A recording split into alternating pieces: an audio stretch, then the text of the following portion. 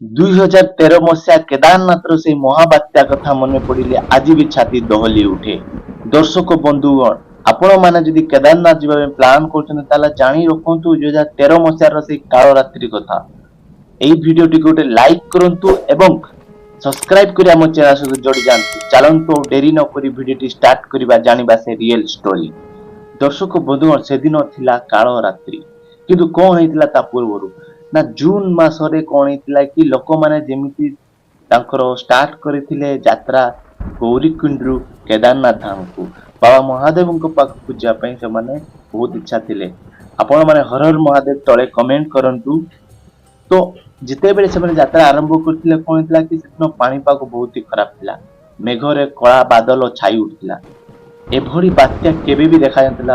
ବିଜୁଳି ଉପରେ ବିଜୁଳି ଏବଂ ବାତ୍ୟା ଏତେ ଜୋରେ ଥିଲା, ଲୋକମାନଙ୍କର ଦର୍ଶକ ମାନଙ୍କର ଭିଡ ଲାଗି ରହିଥିଲା। ଫିର ବି ବାତ୍ୟା ଏତେ ଜୋରରେ ଥିଲା କି କେଦାରନାଥରେ ଥିବା ଉପରେ ଯୋଉ ଗ୍ଲେସିୟର ସବୁ ଥାଏ ସେ ଗ୍ଲେସିୟର ଗୁଡା ଫାଟିଥିଲା ଏବଂ ପାଣି ଏତେ ମାତ୍ରାରେ ହେଇଥିଲା କି ପାଣି ମଧ୍ୟ ଫୁଲ ହେଇଥିଲା। ଗ୍ଲେସିୟର ଗୁଡିକ ଗୋଟେ ପରେ ଗୋଟେ ଧ୍ୱଂସ ହେଇଥିଲା ଏବଂ ମେଘଖଣ୍ଡ ଗୁଡିକ ବିଚ୍ଛନ୍ନିତ ହେଇଥିଲା ଏବଂ ପାଣିର ମାତ୍ରା ଏତେ ମାତ୍ରାରେ ବଢିଥିଲା ଯେ ଲୋକମାନେ ତାଙ୍କ ପ୍ରାଣ ବଞ୍ଚାଇବାକୁ ଦୌଡିଥିଲେ ଏବଂ କେଦାରନାଥରେ ଏତେ ପାଣି ଭରିଥିଲା ଲୋକମାନେ ତାଙ୍କ ଘର ଦ୍ୱାରଠୁ ନେଇକି ଗାଡି ବାହନ ସବୁ କିଛି ହରାଇଥିଲେ। ଗାଡି ଗୁଡିକ ଯେପରି ଗୋଟେ ଛୋଟ ଖେଳନା ଭଳି ଭାସି ଯାଇଥିଲା ଏବଂ ପାଣି ଏତେ ଜୋରରେ ଥିଲା ଲୋକମାନେ ଭାବି ପାରିନଥିଲେ ଜୀବନ କୋଉଠି ବଞ୍ଚାଇବେ। ହର ହର ମହାଦେବ, ଜୟ କେଦାରନାଥ ବାବା, ଜୟ ମହାଦେବ ଏଭଳି ଭାବରେ ଡାକି ଲୋକମାନେ ଯୋଉଠି ସ୍ଥାନ ପାଇଥିଲେ, ଯୋଉଠି ଲୁଚିବା ପାଇଥିଲେ ସେଇଠି ଚଢେଇଥିଲେ। କିନ୍ତୁ କେଦାରନାଥ ବାବା ଏତେ ଶ୍ରଦ୍ଧାଳୁଙ୍କର କଥା ମାନେ ଧ୍ୟାନରେ ରଖିଥିଲେ, କିନ୍ତୁ ଧଳା ବାଦଲ ଏତେ ମାତ୍ରାରେ ଛାଇ ହେଇଥିଲା କି ପାଣିପାଗ ବାଲା ବି ସୂଚନା ପାଇନଥିଲେ। ଫିର ବି ଲୋକମାନଙ୍କର ଭିଡ ଲାଗି ରହିଥିଲା ଏବଂ ଏପରି ଭାବରେ କେଦାରନାଥ ଉପରୁ ଏମିତି ବନ୍ୟା ହଠାତ୍ ମାଡି ଆସିଲା, ଏତେ ପାଣି ଚାଲି ଆସିଲା, ଘର ଦ୍ୱାର ହୋଟେଲ ସବୁ ଭାଙ୍ଗିଗଲା ଏବଂ ଲୋକମାନେ ହଜାର ହଜାର ଲୋକ ଭାସି ଚାଲିଗଲେ ଏବଂ ସେଇ ବନ୍ୟା ବାତ୍ୟାରେ ଲୋକମାନେ ମଧ୍ୟ ତାଙ୍କ ଜୀବନ ହରାଇଲେ। କିନ୍ତୁ କିଛି ଲୋକ ଥିଲେ ଯୋଉମାନେ ବଞ୍ଚି ଯାଇଥିଲେ ଏବଂ ବନ୍ୟା ପରେ କେଦାରନାଥର ଦୃଶ୍ୟ ଯାହା ଦେଖୁଛନ୍ତି ଆପଣମାନେ ଏଇଠି।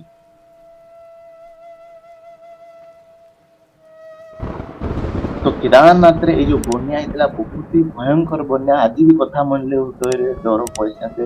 ଗାଡି ଘୋଡା ଯାହା ବି ଥିଲା ସବୁ କିଛି ବନ୍ୟା ବାତ୍ୟାରେ ଭାସି ଯାଇଥିଲା ଏବଂ ଆପଣମାନେ ଦେଖିପାରୁଛନ୍ତି ସ୍କ୍ରିନରେ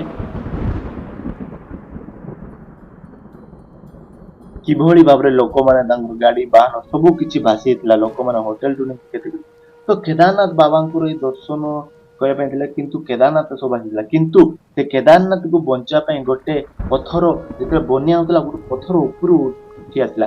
ଆପଣମାନେ ଯେମିତି ଜାଣିଥିବେ କେଦାରନାଥକୁ ଭୀମ ପାଣ୍ଡବ ମାନେ ସ୍ଥାପନା କରିଥିଲେ ଏବଂ ଭୀମ ହିଁ ଶିବଙ୍କୁ ସେଇଠି ରଖିଥିଲେ, ସେଇଠି କେଦାରନାଥ ସ୍ଥାପନା ହେଇଥିଲା।